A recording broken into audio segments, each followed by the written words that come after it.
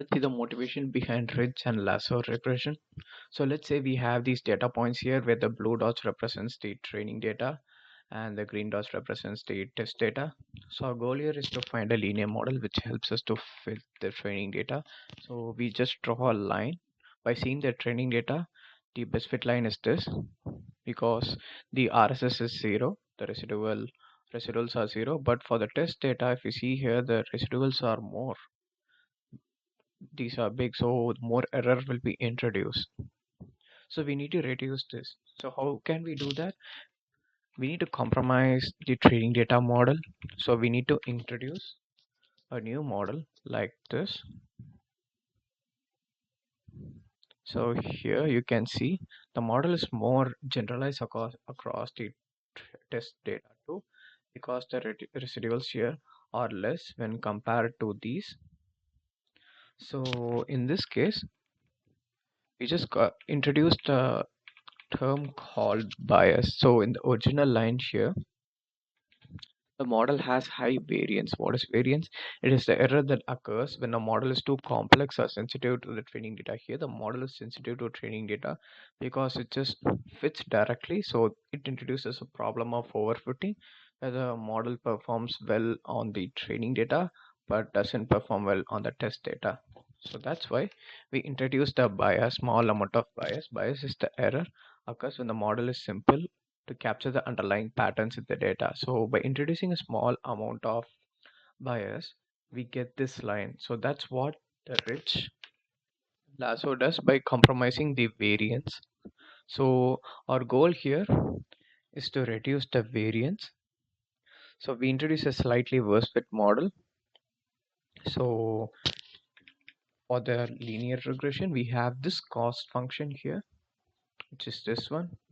So this is the original cost function for the linear regression. This is just the OLS which we saw before in the previous video.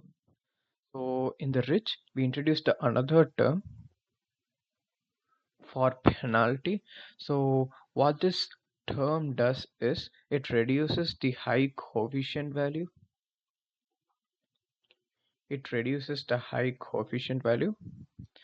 So it acts as constraint while minimizing this whole cost function. So in a normal linear regression, we just minimize this, but when we minimize this, we also reduce the coefficient. So why coefficient? Because when the coefficients are more, the problem of overfitting occurs. So what is a coefficient? Again, so coefficient tells us about the relationship between the output and input. So if there is more relationship, the model will be more memorizing the training data. So it leads to the problem of overfitting. That's why we introduced this term. So this is for a ridge regression. Let's see more details about why we introduced this term. So here we have the lambda times the weight square. So this is a penalty, which is a constraint, which is introduced in order to reduce the coefficient. Now let's see the geometric intuition behind ridge regression. Here we have the RSS, residual comma squared errors, for the regression problem, this equation. So here the goal is to minimize this. So this can be represented in form of ellipses in this graph, ellipse contours like this. In this graph, in x and y axis, we have the two coefficients beta 1 and beta 2, assuming we have two features x1 and x2, and we have coefficients beta 1 and beta 2 correspondingly. So in center of this ellipse contours lies the solution where the error is minimum for a particular value beta 1 and beta 2. So as we move away from the center, the error value increases. As we move towards the center, the error value decreases. So this can be represented in form of ellipses. So why ellipse? So the RSS value across this ellipse will be same. The error value will be same for a particular beta 1 and beta 2. So this here for each boundary of the ellipse, the error values will be constant. So our goal is to minimize this. So this is the unconstrained problem, which is the normal regression. So but now here we have the penalty term just because we need to reduce the effects of coefficient to avoid overfitting. So this is what we added in the equation. So this plus this. So this can be represented in form of a constraint. While adding this, we need to minimize the whole term. So in other words, this when expanded, we have lambda beta square for p features, p coefficients.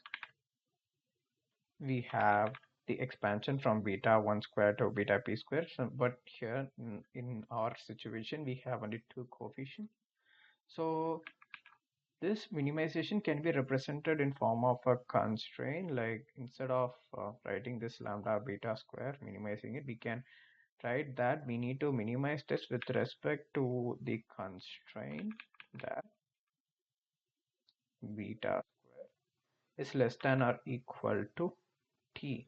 So this beta square here represents the Euclidean norm, which is the L2 norm, Euclidean norm. So this takes the form of a circle here, which we saw in previous videos. So this circle represents the allowed values for the coefficients. So anything outside this is not allowed. And what's the size of the circle? So here we have the equation while expanding the beta. So the general equation of the circle is with this is beta 1 square plus beta 2 square equal to r square. So here we have the term t, right? So here the t represents the maximum allowed squared magnitude of the coefficient vector b. Let's say we have the coefficient vector b like this. So it represents the maximum allowed squared magnitude. So here while comparing with this equation of the t, we can see that the radius is root t.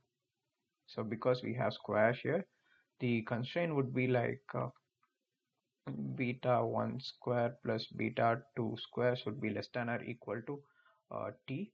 So while comparing this, we'll have t values as this is to t value as the radius value as root t. So the radius of the circle is root t, and our goal is here again is to find the minimum value where the error is minimum. Also, it must satisfy this constraint that the coefficient must be on the circle. So where will the solution lie? The solution will lie when at the point where the ellipse touches the circle.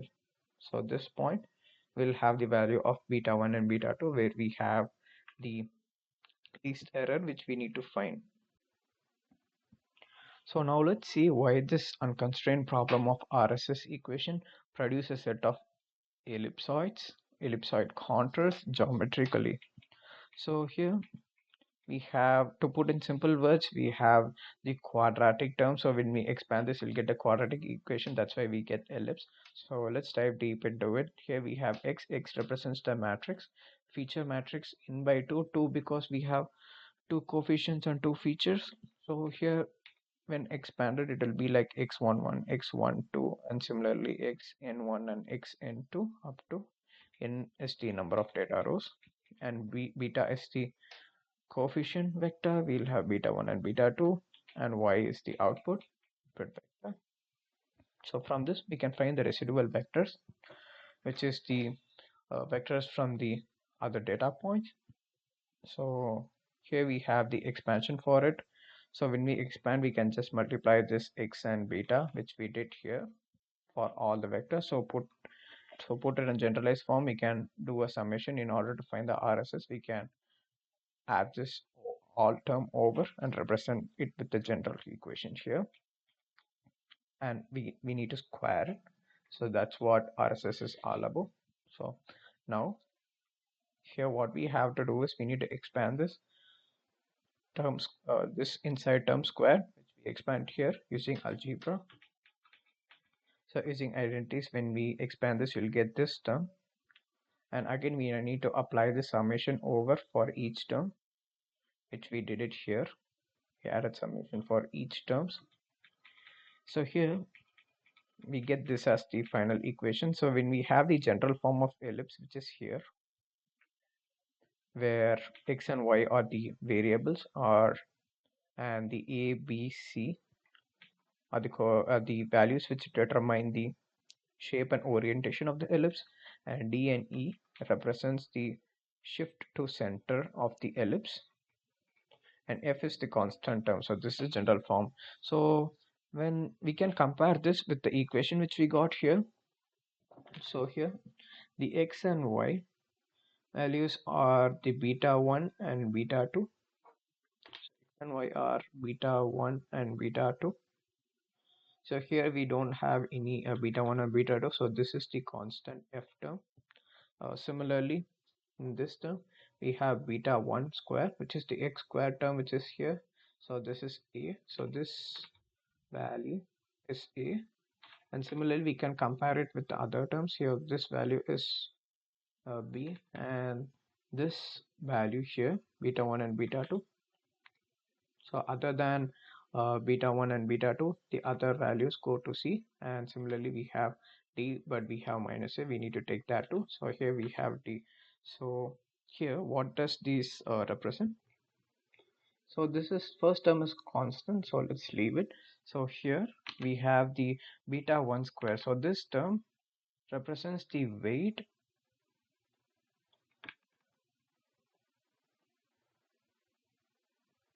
of beta 1 square. So similarly this term represents weight of b2 square, which is the small b. This one is the capital A. So here we can see the two coefficients being involved, x and y. So that represents the interaction or correlation between the terms. So here we have the d and e, which is this one and this one, except the beta 1 and beta 2. So those terms represents the linear term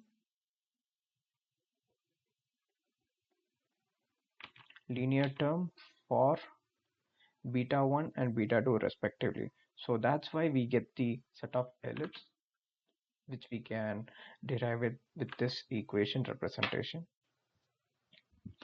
So now let's talk about the closed form solution for the rich regression in case of multivariate condition. So we will have matrices and vectors unlike in a univariate condition.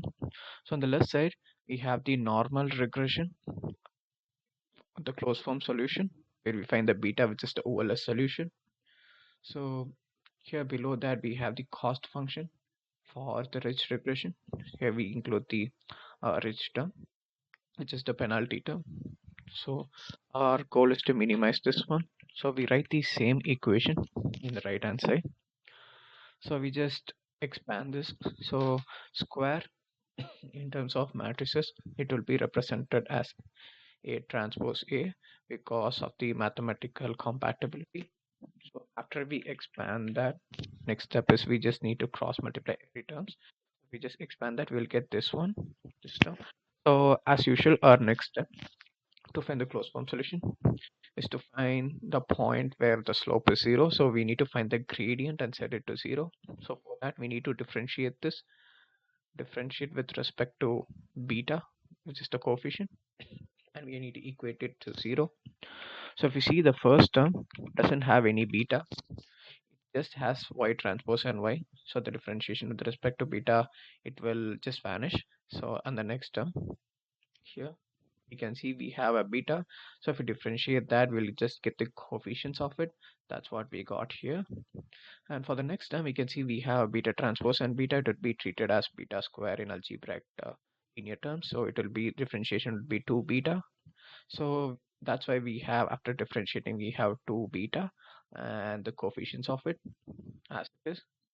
And for the next term we have the similar case. We have beta transpose beta and the coefficient is lambda, so we'll get 2 beta and lambda, and we set this equation to 0. Now we just have to rearrange this equation.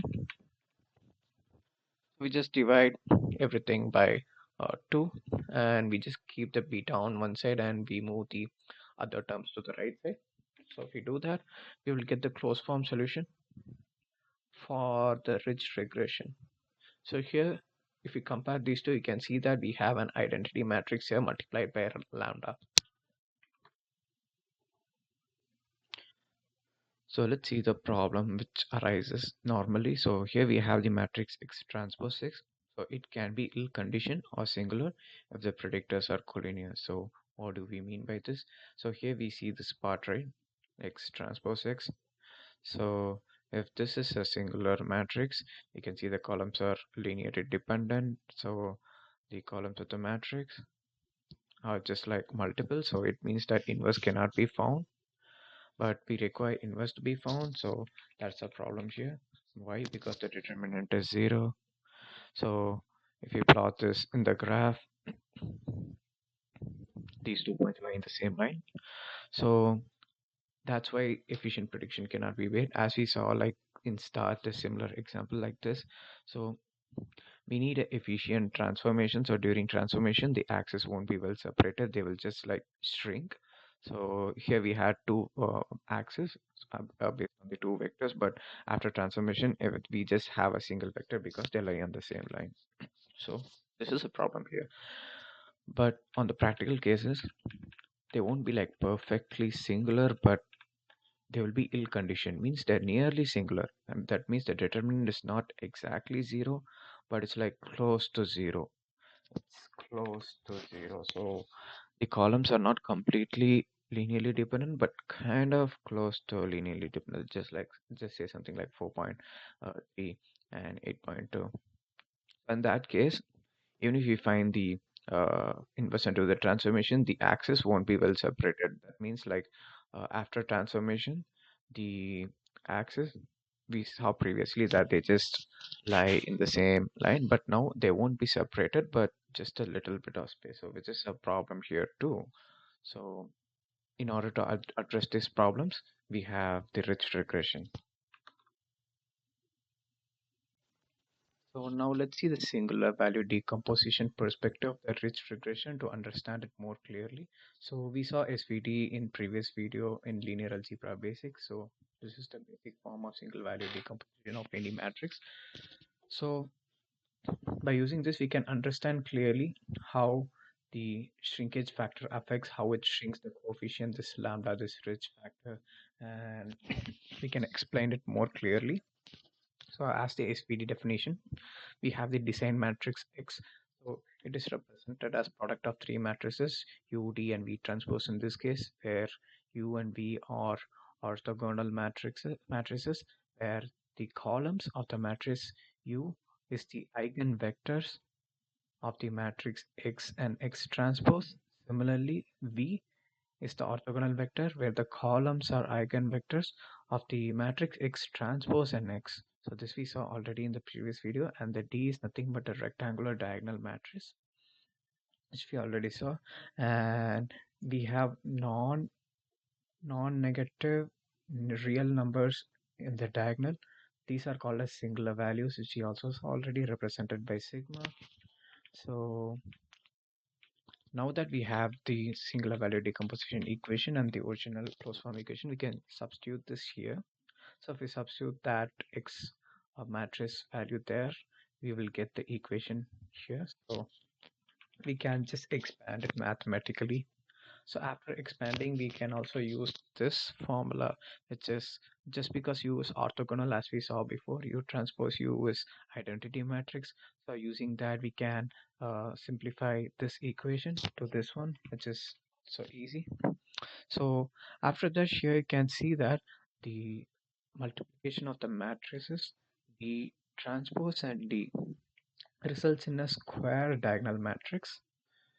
So this will also have the singular values, because we saw here the D has singular values. So this will have the singular values squared on the diagonal. So it will have like sigma squared. It will have squared on the diagonal. So we'll just call this thing as sigma. So we can just combine that thing and we can call it as sigma here.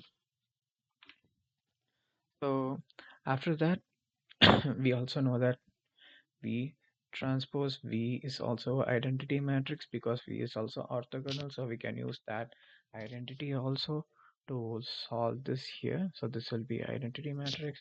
So eventually we will get this form, this equation. So here, if you see here, this part here, sigma plus lambda I inverse. So this element, what we have to do is we need to simplify it more. But when we see this at first, we can see that it is inverse of the diagonal matrix, which is this one. It is inverse of this one, which is also a diagonal matrix, because that's what we derived from the D here. So so if you just, this is easy because for a diagonal matrix for inverse, we can just invert each diagonal element. So it's just straightforward. So the diagonal elements are what they are, sigma square plus lambda here, because we have plus lambda times identity matrix. So that will be added here. We'll have sigma square plus lambda, but we have to take inverse, right? So we can just take the reciprocal. So the diagonal elements will be 1 by sigma square plus lambda. So this would be, this is what we will be having here. So if we simplify this more, we can try this as a single one, because here we can see that we have D. Let's assume this as D, which we did earlier. So we can denote this with a new symbol called D dash, which we have here. So D dash is nothing but just product of these two. So in this case, we have another sigma here, because another singular value here, because we have this which is what we got from this D transpose. So if you just multiply the diagonal elements of the D dash, would be this one. So this is what we get finally as the diagonal elements, and this is the equation which we got here. So if we see here, the ridge regression, actually what it does is it shrinks the coefficients to reduce the variance. So in turn, it can prevent overfitting. So particularly in case of multi-collinearity where we have high correlation. So we saw the example where the columns of the matrix are correlated. So in that case, the predictor variables are highly correlated, which means what? Which means the X transpose X matrix is close to singular, so the inverse is unstable. So this can cause a model to perform poorly on new data. So here, let's see how can we make the coefficient shrink. So this is caused due to like large coefficients. So this helps to reduce the coefficient. So the shrinking effects is clearly seen in this SVD which we derived. So the weight for each principal component. So principal component is nothing but they are represented by the columns of the V matrix.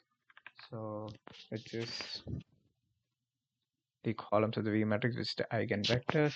So they are scaled by the factor, this one sigma by sigma square plus lambda. So because this is the eigenvalues in which they are scaled, so which is present in the D dash matrix. So just because it is scaled by this factor, when we have lambda equal to 0, which is the normal OLS condition, so where we have no rich parameter effect. So if this would be 0 and this will go away, and we will have just what, we'll just have 1 by sigma.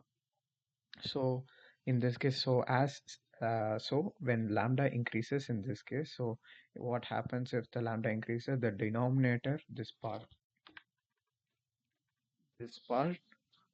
also increases, so which cause the fraction to decrease, so it will be more real numbers. So if this also like increases, the numerator also like remains same, and this increases, the fraction will start to decrease. So in that case, the coefficient will be shrunken here. So if you see here, so W is the one where we have the coefficient. So in diagonal in SVD perspective, so first step is we need to transform the response variable, and we have to scale the response variable. We have to transform according to the eigenvectors, and we have to scale it according to the diagonal matrix D dash. So this one applies the shrinkage factor. So this is the shrinkage factor. So when it applies, so as we discuss in this step, it shrinks the components with smaller singular values more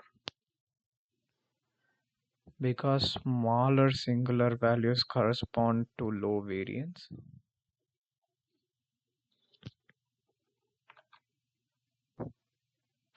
And what is the singular value? So the singular value, just a sigma here, which is nothing. It represents the amount of variance which is captured by the particular corresponding principal component. So particular corresponding principal component of the column of the V vector. So the larger singular values means the directions of they show the directions of high variance in the data, where smaller singular value means low variance.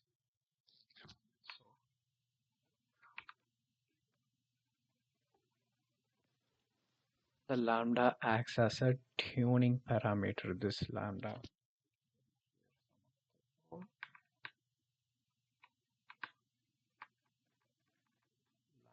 acts as a tuning parameter. So when lambda equal to 0, the penalty vanishes. And when the rich regression becomes identical to the OLS, which we also saw, where there is no shrinkage. But as lambda goes to infinity, we can see that the penalty term dominates, which forces the coefficients to 0. So this can give the model more bias, so that we can reduce the more bias, and so we have low variance. And the choice of the lambda, the parameter, is crucial, and it's also like determined by several methods like cross validation, which we might see in detail in future videos. So basically the goal of the cross validation is to find the optimal lambda that balances the trade-off between bias and variance of the model.